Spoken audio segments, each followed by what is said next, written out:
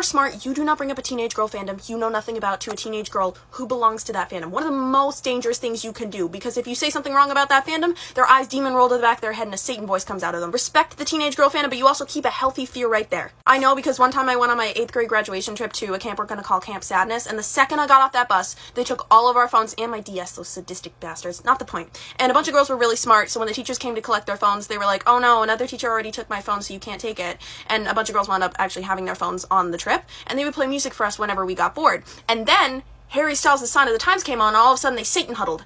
And they were like, oh my god, this is such a good song. He must have been so heartbroken. Who do you think he wrote it about? And some other girl was like, maybe he wrote it about Kendall Jenner. And some other girl was like, no, they broke up way before that. They started laying out this man's timeline. And my dumbass knows nothing about Harry Styles. And I should have kept my mouth shut, because I was like, well, maybe he didn't write it about anyone. Or maybe he has a ghostwriter, so he didn't write it at all. And their head Satan swiveled, and they looked at me and they were like, he wrote it about someone. And I was like, well, okay, he wrote it about someone. And they were like, and he's a good songwriter. And I was like, and he's a good songwriter.